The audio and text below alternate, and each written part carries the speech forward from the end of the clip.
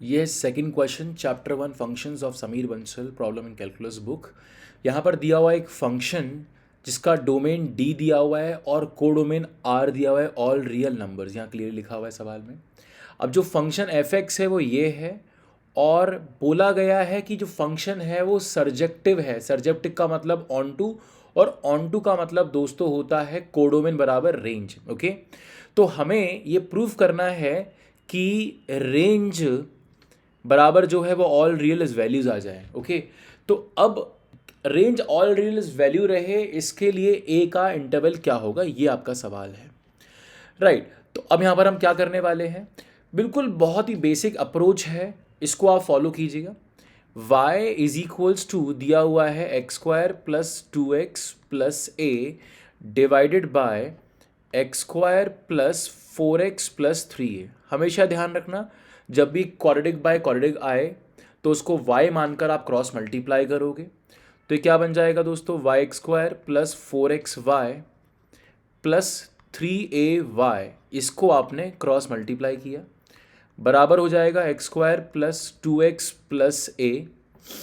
Rearrange करो terms को और x में क्वाड्रेटिक बनाओ, तो ये जब उधर जाएगा ये भी उधर जाएगा और ये भी इधर जाएगा, तो क्या बनेगा, ये बनेगा आपका y minus 1 times of x square. उसके अलावा ये बन जाएगा दोस्तों 4x minus 4y minus 2 into x, ये भी डन हो गया, plus 3ay minus a equals to 0। Alright, अब यहां पर हमने बोला कि अगर इसके रूट्स हैं तो d should be discriminant should be more than equal to 0। Alright, अब d क्या है दोस्तों, बी स्क्वायर माइनस 4ac। अगर इसके रियल रूट्स हैं तो डिस्क्रिमिनेंट 0 से बड़ा या बराबर होना चाहिए। अब यहां पर आप देखिए बी स्क्वायर क्या हो जाएगा, 4y माइनस 2 का होल स्क्वायर माइनस 4 ए कितना है y माइनस 1 इंटू सी कितना है 3ay माइनस ए।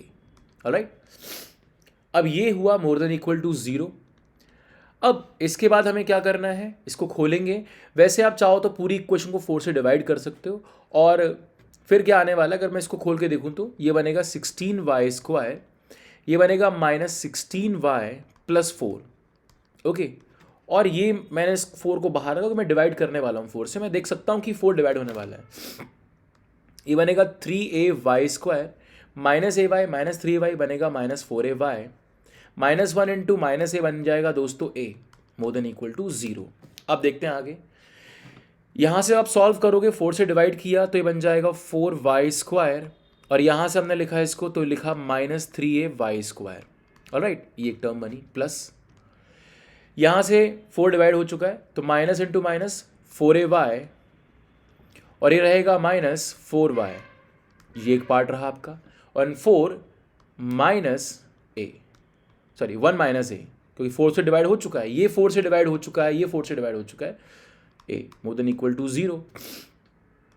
ठीक है, अब यहाँ एक लास्ट स्टेप और फिर आप लिखोगे 4 माइनस 3ay स्क्वायर प्लस, यहाँ से मैंने क्या किया 4y कॉमन ले लिया तो 4 into a minus 1, 4 into a minus 1 into y plus 1 minus a, this should be more than equal to 0। अब ध्यान से समझना कि अगर यहाँ पर दो केस बनते हैं, अगर ये जो चीज़ है ये मोर देन 0 हुई तो क्या होगा, और अगर ये लेस देन 0 हुई तो क्या होगा। देखो मोर देन 0 का मतलब ग्राफ ऐसा, और हम बोल रहे हैं कि y should be more than equal to 0, इसका मतलब है इस इक्वेशन की वैल्यू हमेशा पॉजिटिव रहे, मतलब ये अबव द एक्सिस रहे।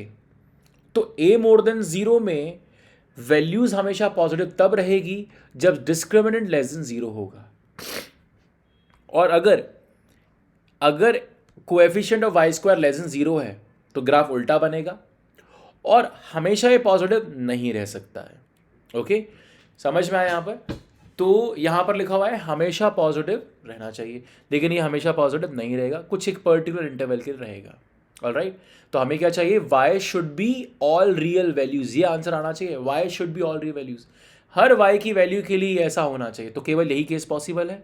आई बात समझ में, तो अब a का मतलब यहाँ पर लिखा है कोएफिशिएंट ऑफ वाई स्क्वायर, तो इसका मतलब ये हुआ कि coefficient of y square 4 minus 3a should be more than 0। Solve करो इसको तो आएगा a should be less than 4/3। अब इस केस में d should be less than 0। d क्या है दोस्तों, ये रहा। तो b स्क्वायर यानी कि 4 times of a minus 1, 4 times of a minus 1 का whole square minus 4 coefficient of y square 4 minus 3a into c मतलब कांस्टेंट पार्ट 1 माइनस a। ये हुआ। अब इसमें भी आप 4 से डिवाइड करोगे तो क्या बनेगा, 4 टाइम्स ऑफ a माइनस 1 का square a square minus 2a plus 1। 4 से डिवाइड किया तो माइनस, अब ये बचा आपके पास 4 इंटू 1 4, 4 माइनस 4a बन जाएगा ये, और ये माइनस 3a बन जाएगा, और minus 3 into minus a plus 3a square, ये आएगा आपके पास। अब हम बहुत क्लोज है अपने आंसर के, तो 4a square and minus 3a square दोस्तों बनेगा ये a स्क्वायर माइनस 8a, और यहाँ से देखिएगा ये माइनस 7 इंटू माइनस प्लस 7, तो minus 8a plus 7 is minus a, फिर 4 इंटू 1 इज 4 एंड माइनस 4 0, तो अपने पास ये आ जाएगा यहाँ पर। क्लियर है बात, ये हुआ। अब यहाँ से अपने को एक बात समझ में आई कि a into a minus 1 should be less than 0। अगर आप यहाँ पर 0 और 1 लिखोगे, अब एक बार मैं आपको फिर से समझा देता हूँ कि कोएफिशिएंट ऑफ वाई स्क्वायर अगर मोर देन 0 होता है तो आपका जो y है ऑल रियल वैल्यूज रहे, हर रियल वैल्यूज के लिए 0 के बराबर या 0 से बड़ा तभी हो सकता है जब d less than equal to 0 रहे, ठीक है ना। यहाँ पर टच भी कर सकता है, तो यहाँ पर बस आपने इक्वलिटी लगा देनी है, यहाँ पर बस आपको इक्वलिटी लगा देनी है, तो यहाँ पर हम आ गए, ठीक है। तो अब ये क्या बोलना चाह रहा है, प्लस माइनस प्लस, यानी कि a कहाँ से कहाँ हुआ, a हुआ आपका 0 से लेकर 1 तक, यानी कि a बिलोंग्स टू 0 to 1। हालांकि अभी आंसर खत्म नहीं हुआ है, इसमें एक बहुत इंपॉर्टेंट पार्ट हमें चेक करना होता है हमेशा एक्सट्रीम एंड्स पर। जब a 0 होगा तो फिर से हमने y को लिखा y is equals to x square plus 2x plus a upon लिखा हुआ है x square plus 4x plus 3a। अब यहां पर मैं एक केस लूंगा a बराबर 0, हमेशा एक्सट्रीम चेक करना पड़ेगा। y इक्वल टू क्या बनेगा दोस्तों, x square plus 2x divide by x square plus 4x, ऊपर नीचे x को x से काटोगे तो मिलेगा x equals to y equal to x plus 2 upon x plus 4, ठीक है। अब यहां पर आप ध्यान से सोचिए, अगर मैं इसको ऐसे लिख दूं, अगर मैं इसको क्रॉस मल्टीप्लाई करके निकालूं तो y x plus 4y is equal to x plus 2, और अगर इसको मैं फर्दर सॉल्व करूं तो ये आ जाएगा y x minus x equal to 2 minus 4y, ठीक है ना। इसको इधर लेकर आया, इसको इधर लेकर आया, तो यहाँ से अगर मैंने x कॉमन लिया तो y माइनस 1 आ जाएगा and 2 minus 4y upon y minus 1, और यहाँ से हम बोल सकते हैं y belongs to all real values except y equals to 1, क्योंकि यहाँ पर डिनोमिनेटर 0 बन जाएगा। सेम तरीके से दोस्तों अगर आप यहाँ पर a बराबर 1 पुट करोगे तो क्या होने वाला है, y is equals to x square plus 2x plus 1 which is x plus 1 का होल स्क्वायर डिवाइड बाय ये बनेगा x square plus 4x plus 3 which is x plus 1 into x plus 3। अब मैं आपको डायरेक्ट तरीका ही बताऊंगा, ये अगर आपको नहीं करना है तो ये बन जाएगा आपका x plus 1 upon x plus 3, और आप एक काम करो इसको ऐसे लिख लो 1 plus 1 by x upon 1 plus 3 by x. अब मैं यहाँ पर डायरेक्टली बोल सकता हूँ y belongs to all real values except y equals to 1। क्यों, जब x इन्फिनिटी पहुंचेगा, पहुंचता नहीं है, पहुंचेगा अगर तो 1 by infinity 0, 3 by infinity 0, 1 plus 0 upon 1 plus 0 is 1।